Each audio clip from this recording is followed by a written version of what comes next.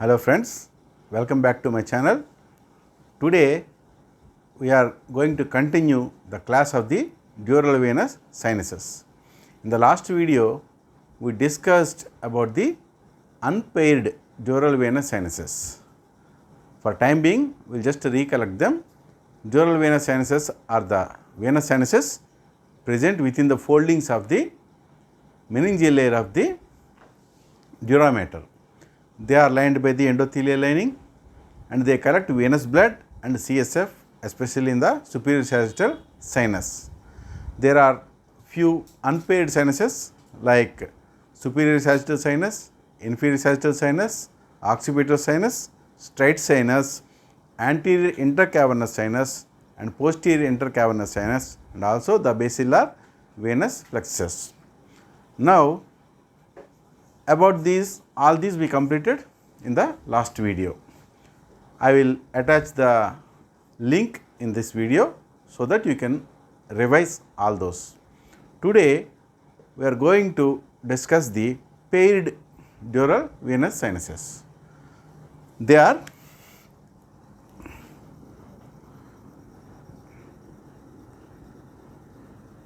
transverse sinus,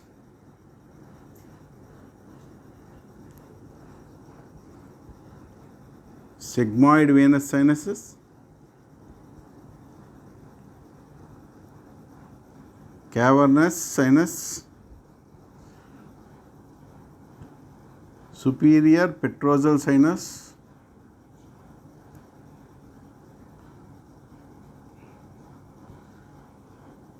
inferior petrosal sinus,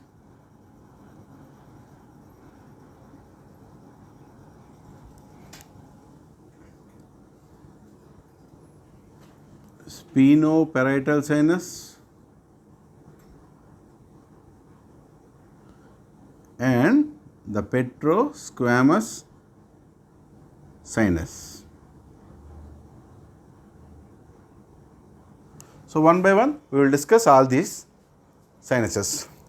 To start with the transverse sinus, in the last video we learned that the superior sagittal sinus usually continues as the right transverse sinus. There are two transverse sinuses, one on either side, one is on right side, one is on left side.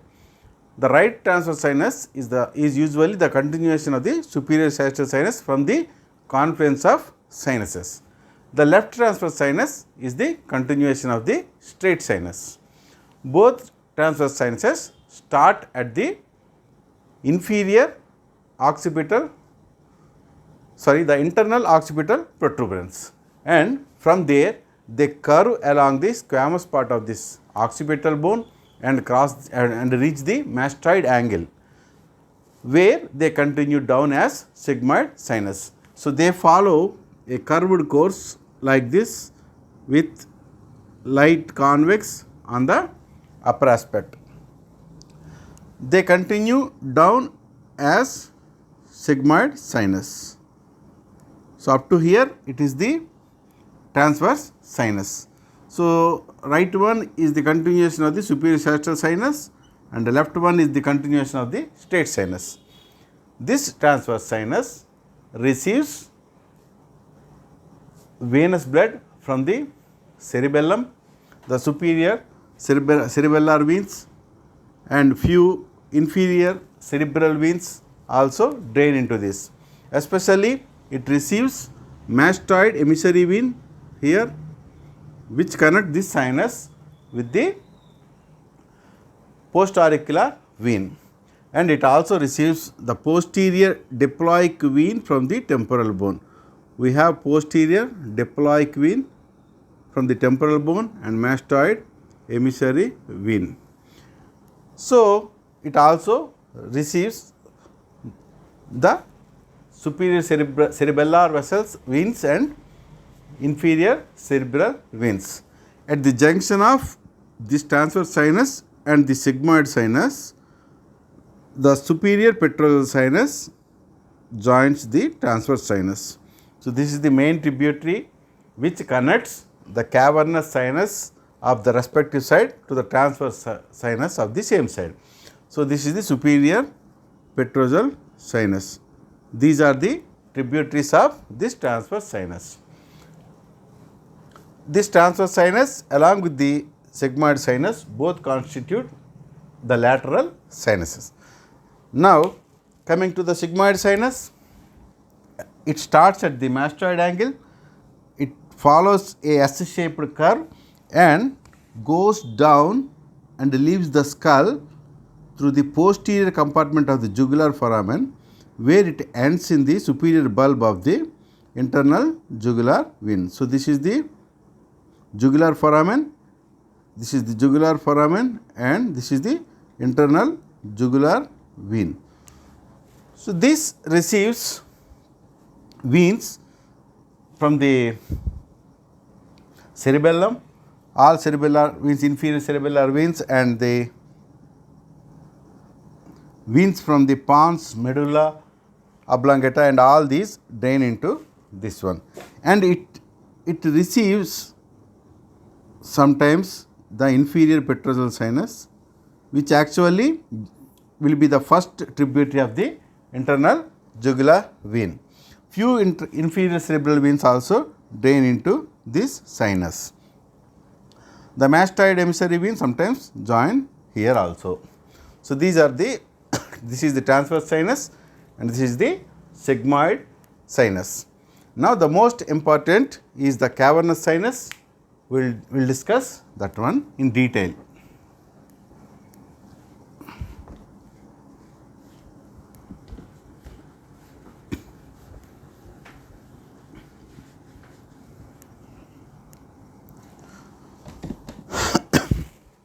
Cavernous sinuses are a paired sinuses which are located on either side of the body of the sphenoid.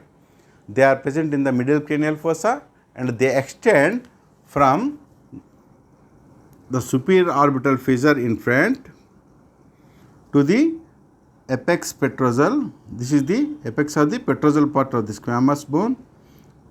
This is the apex of the petrosal part of the temporal bone. So, this is the area where they are present on either side of, this is the body of the sphenoid, where the diaphragm ocelli is present. So, this is the body of the sphenoid and this is the place where the cavernous sinus is located like this. It is present between the meningeal layer and the endosteal layer of the dura mater. The medial wall, if we see in coronal section, this is the body of the sphenoid and sphenoidal air sinuses are present here.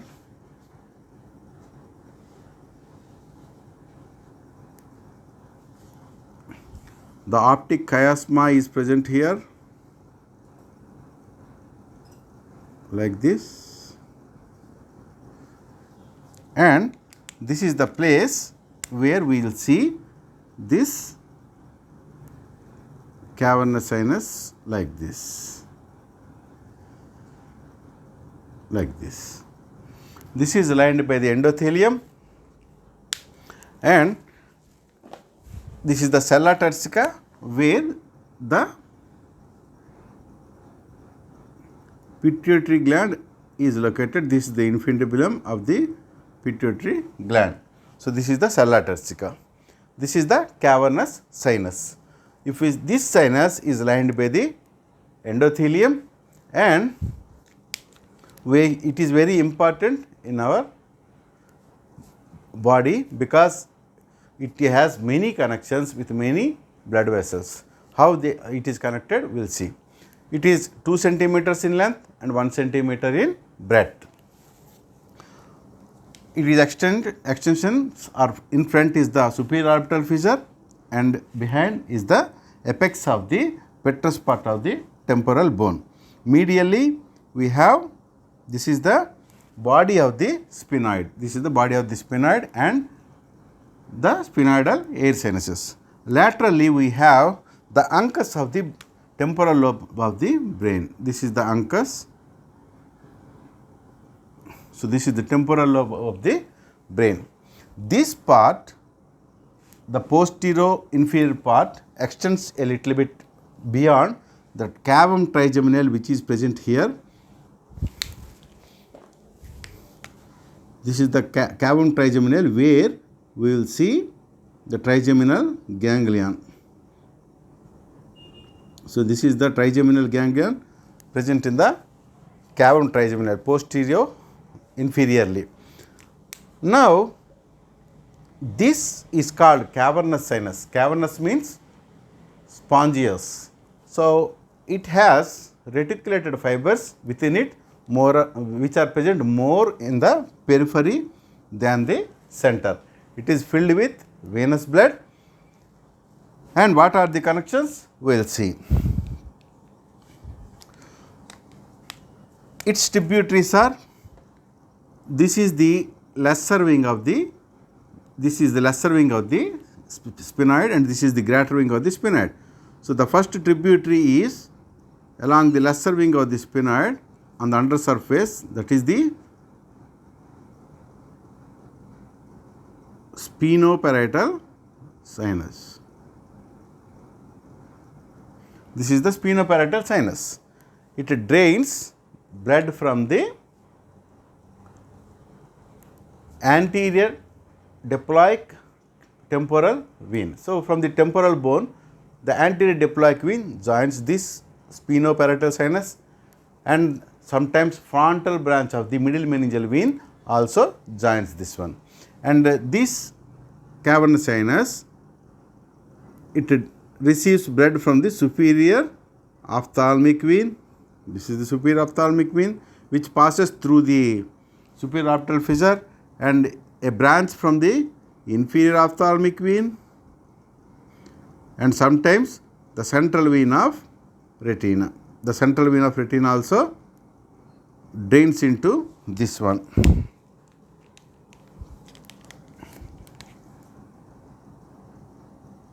Like this.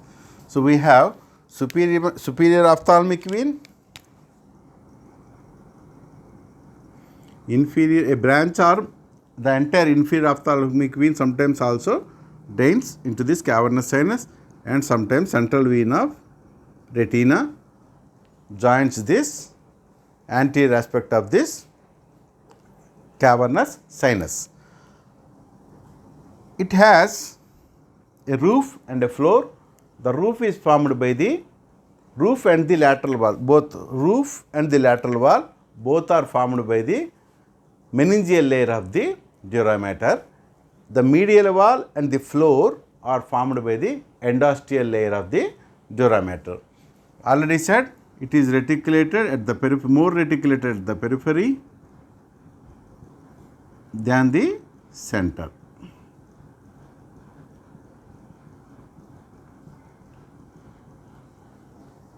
Now, if we see the interior of the sinus, the carotid artery passes through this along its floor. The internal carotid artery passes like this along with the abducent nerve here.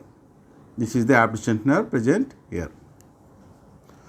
So, the internal carotid artery passes through the sinus along its floor, then it ascends up, pierces the roof, then turns back and again goes up and forward to form the carotid sinus. So, that carotid sinus comes here before it divides into its terminal branches. So, like this. So, this is the internal carotid artery which passes here, then goes, ascends up and pierces the roof. If we see the lateral wall here you can see it is near the trigeminal ganglion, and it has very important structures passing through it, 4 nerves. One is the ophthalmic division.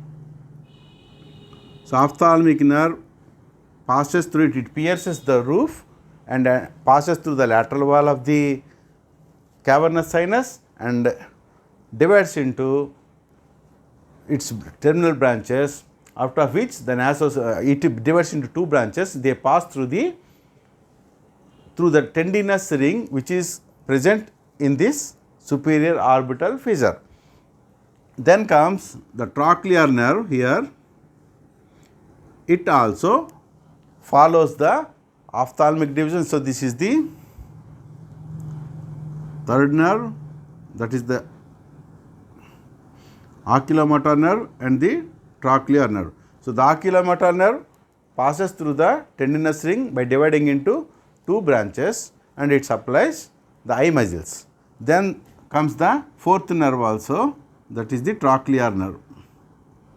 Trochlear nerve also pierces the roof, passes through the lateral wall and enters the orbit lateral to the tendinous ring. Then a little bit below we have the maxillary nerve, because here the trigeminal ganglion is there. This is the maxillary division and the ophthalmic division. Both passes through this lateral wall. So, this is the V1, that is the maxillary ophthalmic division, and this is the V2, that is the maxillary nerve. Both passes through the lateral wall of this cavernous sinus, and this ophthalmic division divides into frontal nerve, nasociliary nerve, and the nasociliary nerve passes inside the tendinous ring and the frontal nerve passes through the lateral to the tendinous ring. This maxillary nerve passes through the foramen rotundum to reach the pterygopalatine fossa.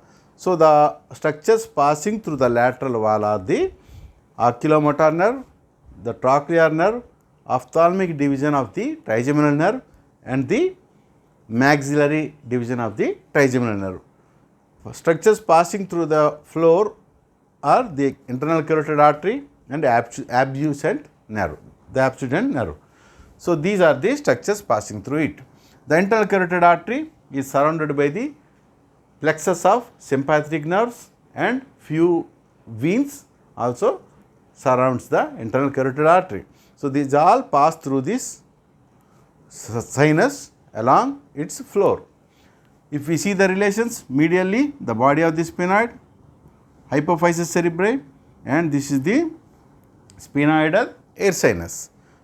So, these are the structures which are related. Now, coming to the branches, we have the sphenoparietal sinus, superior ophthalmic vein, inferior ophthalmic vein and central vein of retina. And we have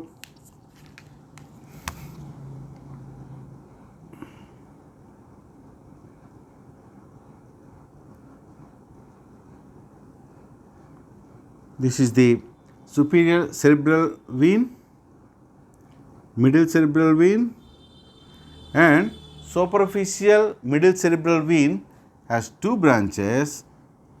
One is ascending branch and one is descending branch. So, this ascending branch joins the superior sagittal sinus as the superior anastomosing vein, and this joins the transverse sinus as the inferior anastomosing vein. And we have sometimes the frontal branch of the middle meningeal sinus also joins this sinus. If we come to the medial aspect, there are two sinuses which surround this hypophysis cerebri like this. That is, one is anterior intercavernous sinus and posterior intercavernous sinus, which are unpaired sinuses, but along with the cavernous sinus of the other side, they form a circular sinus around the hypophysis cerebri. If we come to the posterior aspect, posterior superiorly it has connected to the transverse sinus by means of superior petrosal sinus, which runs along the upper border of this petrous part of temporal bone, and it joins the transverse sinus of the same side. So, this is the transverse sinus, and this is the sigmoid sinus. So, this junction point demarcates the transverse sinus and the sigmoid sinus at the mastoid angle, and we have posterior inferiorly another sinus runs along the junction of the petrous part of the temporal bone with the squamous part of the occipital bone, and it joins the superior bulb of the internal jugular vein. It joins, so it forms the first tributary of the internal jugular vein, and this inferior petrosal sinus passes through the anterior compartment of the jugular foramen. Other structures which passes through the middle compartment are the 9, 10 and 11 cranial nerves, glossopharyngeal nerve, vagus nerve and the hypoglossal nerve. So, these are the nerves which passes there.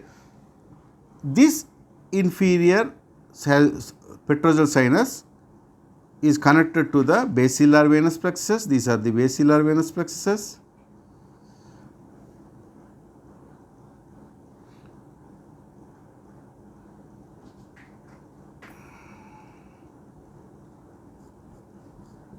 Which connect to the suboccipital and vertebral venous plexus through the foramen magnum. This also is communicates with the pericranial veins by means of emissary veins which pass through the foramen ovale, foramen spinosum, foramen lacerum. These all communicate to the retromandibular. If this, so other veins of the outside, that is the retromandibular vein, postauricular vein, and all these are connected to this cavernous sinus. So, very important because there is a risk of cavernous thrombosis because the infection may spread to this cavernous sinus through the superior ophthalmic vein which is connected to the facial vein by means of angular vein, and pterygoid venous plexus because the emissary veins which pass through the foramen ovale, spinosum and foramen lacerum, they connect this cavernous sinus to the pterygoid venous plexus which are present in the infratemporal fossa. If the infection is in the transverse sinus or the sigmoid sinus through the, because this part of the sigmoid sinus is just posterior to the mastoid antrum. So, any infection in the ear may pass through the emissary vein, mastoid emissary vein to the sigmoid sinus, and that may pass retrogradely through the inferior petrosal sinus to the cavernous sinus. So, any infection in the scalp or itself, they may pass through these basilar venous plexus and that may reach the cavernous sinus. So, from here sometimes the simple infection at the danger area of the face, that infection may pass through the nasal vein.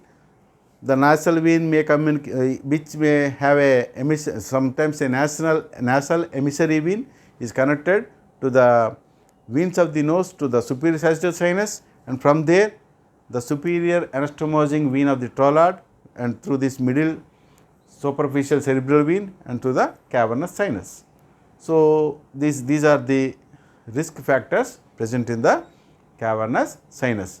So, this is about the cavernous sinus. The importance is it has 4 important nerves in its lateral wall and internal carotid artery, and another cranial nerve is in the floor.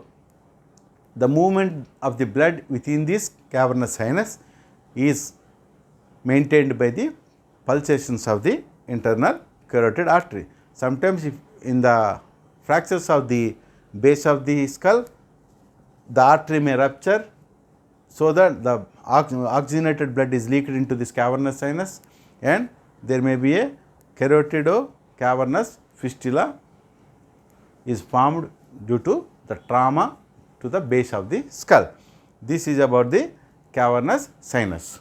Other paired sinuses are this is one of the paired sinuses.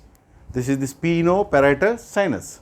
So, it receives blood from the anterior diploic vein of the temporal bone, and sometimes the frontal division of the middle meningeal sinus also joins this one. It also receives some inferior cerebral veins. Coming to this superior petrosal sinus, it communicates the cavernous sinus to the transverse sinus, and it receives the inferior cerebral veins and some superior cerebellar veins. So, it also receives some emissary veins from the which enter the skull through the foramina present over there. It also receives the labyrinthine veins. This also receives the labyrinthine veins, tympanic veins, and the mastoid emissary vein, sometimes condylar emissary vein from the condyles, which connects these lateral sinus with the veins of the suboccipital region. Now, this is the another inferior petrosal sinus.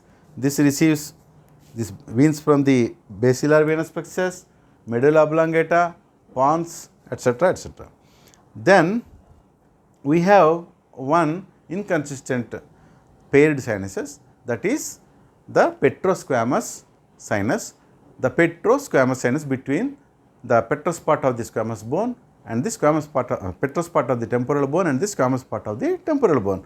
So, if it is present, it is connected to the through the canaliculi, it connects to the veins of the pericranial veins near the ear to the this part of the cavernous sinus and transverse sinus. It is connected to the transverse sinus mainly. So, these are the paired venous sinuses. In the next video, we will discuss about the diploic veins and the emissary veins. If you have any doubts, you can comment in the comment section. So, please watch, like and share this video to your friends and etc. Thank you very much.